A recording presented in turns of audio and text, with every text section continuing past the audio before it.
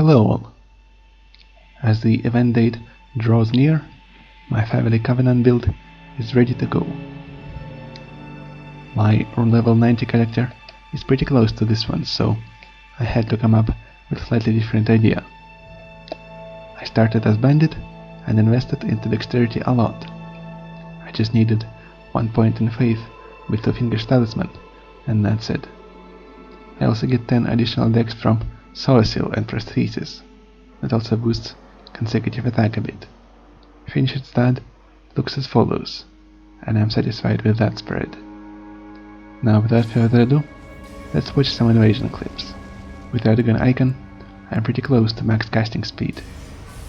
I learned the other day that Nereus is a real Lithuanian name, so I went with another similar one.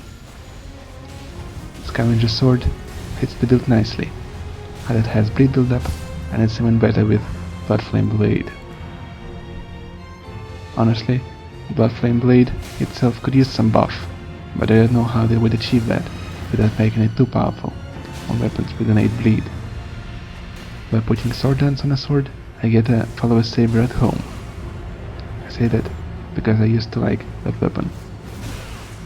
Now, even before I made the build, I knew I wanted to use Stitcher in it. Visually it looks awesome, and even better with Bloodflame Blade and Blood Tax, fitting the vibe.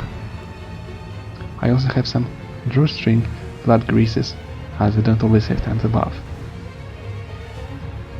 When you feature a Bloodflame Blade, it kinda sticks to a target, continuing build up. One may say that heavy thrusting sword is boring, but I don't think so. Having said that, whenever I use it, I have an internal timer of 30 seconds. If someone stays over the passive, I can just start chaining those running R2s. Needless to say, they are great heal punish. By the way, you can combo Blood Tax after landing Bloodflame Talons.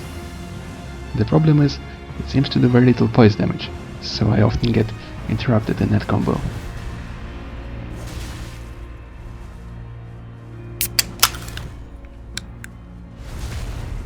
Talons can be a decent wake up, because people seem to mash when you are in iframes.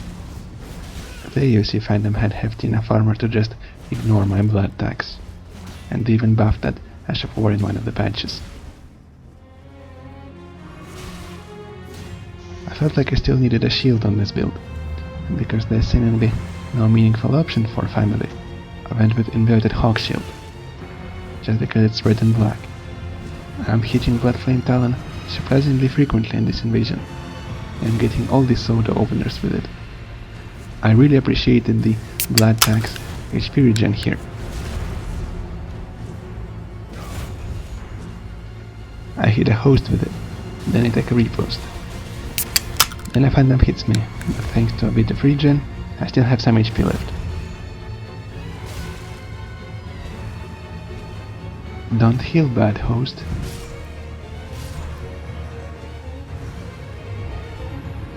Discount Follow a Saber and the Troll Bite Stick are nice and all, however main trait of this build is Morgoth Cursed Sword.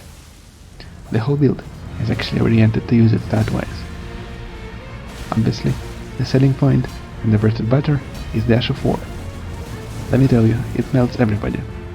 The chase down on it is insanely good. Because it has all this cursed blood spilling afterwards, it sorta lingers like Flaming Strike. So if someone is nearby, they will get hit by it. And the follow-up combos into it as well. The funny part is, it's still very usable without any FP. It also definitely has some hyper armor, but not as much to poise through something like Ultra Greatsword. I'm invading in Volcano Cave right now. That's where you get a jar cannon. I can be an absolute nightmare in this narrow corridor. About here I use it without any FP, as Enemy still does damage, and guard breaks. The fight goes back and forth, with me periodically setting the ground on fire, but they do slowly follow me deeper into the cave. Those white curved greatsword R1s are really good here. They finally come into this room, and now I have my own miniature demi-human army, which is awesome. I wish I had a Mog rune at the moment, but I've not bothered to take my time to unlock it yet, because I get to visit million places. I drink my poise flask, and now it's time to go on the offense. I found myself chain casting talents 2 or more times, with a great success. A lot of players just walk into it. I also have that crystal tier that heals me on receiving elemental damage.